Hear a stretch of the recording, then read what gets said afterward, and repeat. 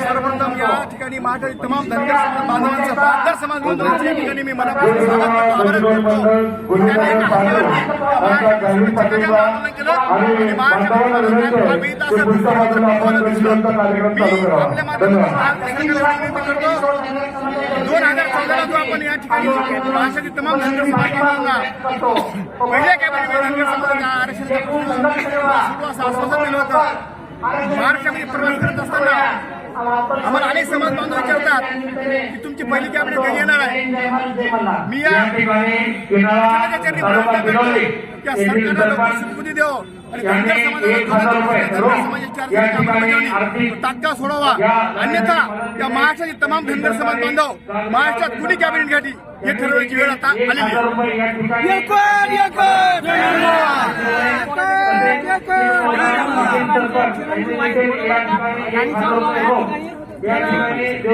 तुमची काय भूमिका असणार, काय सांगा?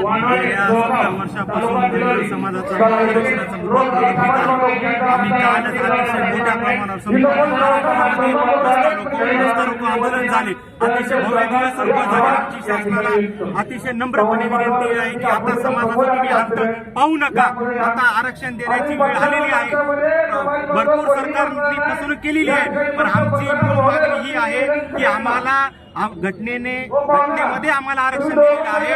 आम्हाला कोणाच्या ताटातलं आरक्षण नकोय, आम्हाला घटनेनं दिलेलं आरक्षण आम्हाला पाहिजे. आम्हाला फक्त अंमलबजावणी करायची आहे सरकारला एवढीच आम्ही नम्रपणे विनंती करतो की सरकारने आता समाज बांधवांचा अंत बघू नये व तात्काळ शासनाने या आज 15वा दिवस आहे, समाज बांधव उपोषणासाठी बसलेत, त्यांच्याकडे बघवत नाहीये. एवढी बिकट परिस्थिती आहे, शासनाचा प्रतिनिधी या ठिकाणी आलेला नाही, ही फार मोठी शोकांतिका आहे. तरी पण शासनाला आमची नम्र विनंती आहे की आपण या आंदोलनाची तात्काळ दखल घ्यावी व समाज बांधवांना तात्काळ एसटीचे दाखले द्यायला सुरुवात करावी. दत्ता मामा, मला एक जे काही अंतरावली सराटीमध्ये शिष्टमंडळ त्या ठिकाणी जात आहे, पण पंढरपूर या ठिकाणी धनगर समाजाचे म्हणजे धनगर समाजाचे बांधव लढत आहेत, काय बोला? मला सरकारला एवढं सांगायचं तुम्ही मराठा बांधवांना आरक्षण द्या, आम्हाला त्याचा विरोध नाही. पण 2014 साली ज्या धनगर समाजामुळे तुम्ही सत्तेत बसला त्या धनगर समाजाला आज तुम्हाला कुठेतरी विसर पडलाय. नक्कीच जर तुम्ही आज आरक्षणाचा निर्णय नाही घेतला तर येणाऱ्या निवडणुकीत तुम्हाला सत्तेहून खाली घेतल्याशिवाय धनगर समाज समोर महाराष्ट्रातला शांत बसणार नाही. एवढा मेसेज मी देतो. सर्व धनगर समाजावर इथून पुढे जोपर्यंत आपल्याला यश नाही असंच लढत राहू. या सरकारला नक्कीच एक दिवस पाय उतार करण्याचं काम आज सर्व धनगर समाज करेल. या ठिकाणी एवढं मी सांगतो. पहिल्या कॅबिनेटमध्ये देवेंद्र फडणवीस यांनी पहिल्या कॅबिनेटमध्ये बोललं होतं की धनगरांना आरक्षण त्यांची आहे भूमिका एक मांडण्याची आता हे काय फडणवीसनी असं आवाहन केलं किंवा पहिली कॅबिनेट घेऊ, 12 उपोषण सोडलं आणि पहिल्या कॅबिनेटमध्ये धनगरांना आरक्षण दिलं, पण त्यांनी कसल्याही प्रकारचं धनगरांना आरक्षण दिलं नाही. धनगरांची नुसती दिशाभूल केलेली आणि याच्यानंतर आता संबंध महाराष्ट्रामध्ये ठिकठिकाणी आमचे आंदोलन चालू आहे आणि आता हे पंढरपूरचं आंदोलनाचे तीव्र प्रतिसाद पूर्ण महाराष्ट्रामध्ये उमटले आहे. त्यामुळे या ठिकाणी एवढा परत एकदा सर्व धनगर समाजाच्या बांधवांच्या वतीने त्यांना इशारा देतो, तुमच्याकडे 1 महिना 15 दिवस जे काय कालावधी राहिला एवढ्या काळात आमचा निर्णय घ्या आणि एसटीचे सर्टिफिकेट समान धनगर समाजाला द्या. एवढं धनगर समाजावरती त्यांना इशारा देत आहे.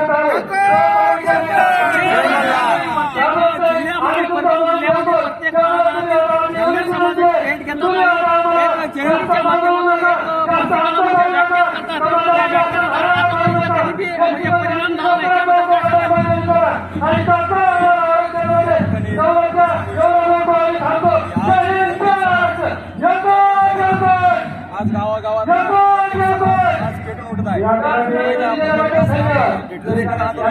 समाजाचा प्रतिसाद एवढा मिळत होता, आज भाऊ मैदाने यांच्या नेतृत्वाखाली आज पात्र आलेले आहेत. तर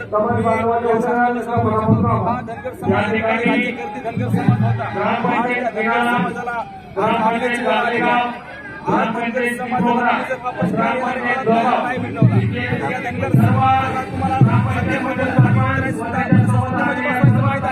सत्तेमध्ये खाली उतरायचं सुद्धा धनगर समाजाला माहिती आहे.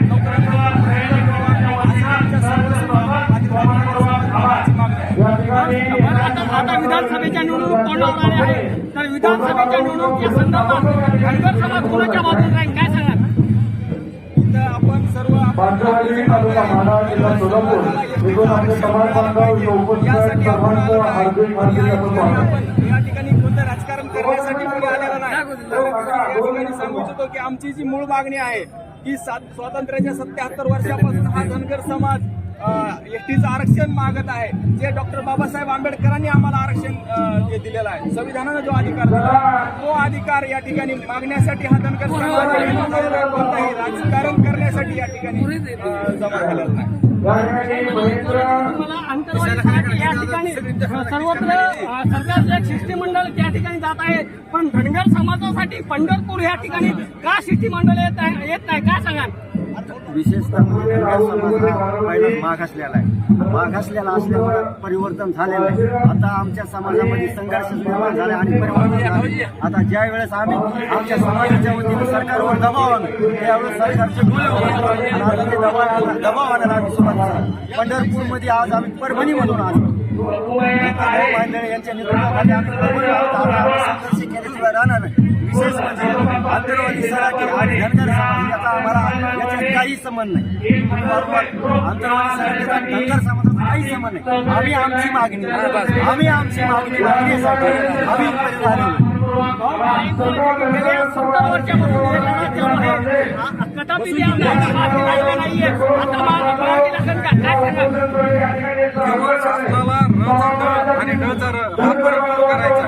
धनगर समाज अस्तित्वातच नाही, कोणत्याही तालुक्यात नाहीये.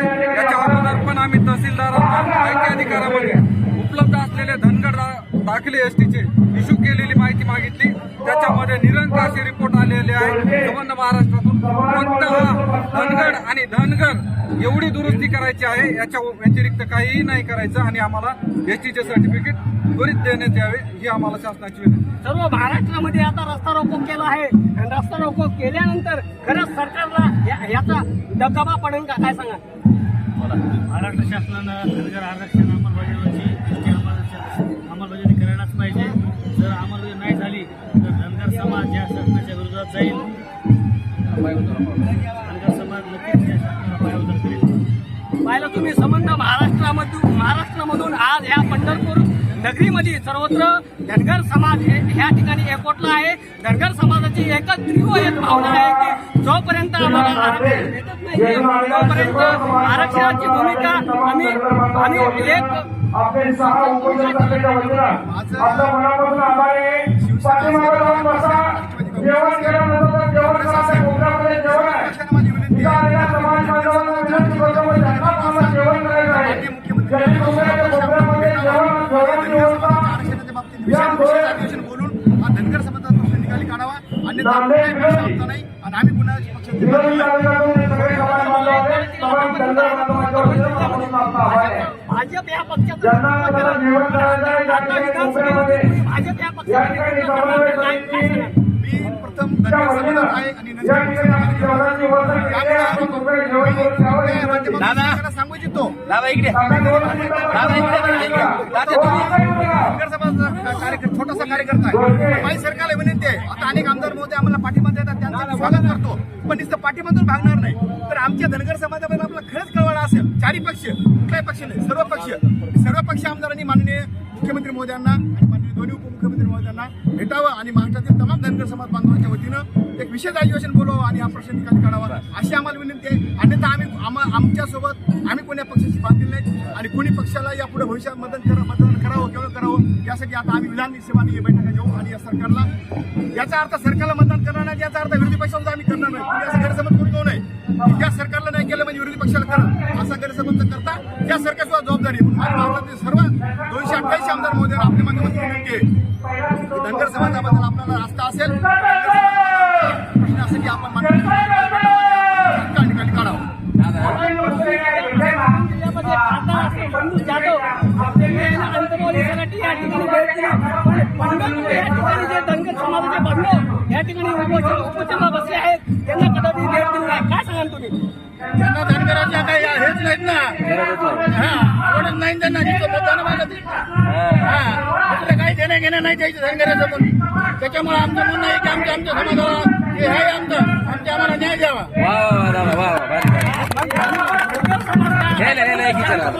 औषध दरवाजा चालूच आहे ना आमचं, पण आता जास्त वाढलं गेलं. हे पहिल्यांदा मीटिंग म्हणजे त्याच्यामध्ये धनगराला आरक्षण देणं नाही धनगर समाजाचा एकही लोकप्रतिनिधी लोकसभेमध्ये गेला नाही. अशा प्रकारे काय सांगा धनगराला काही काय देतात कुठं. बरोबर आहे. आता आवडतं घ्या.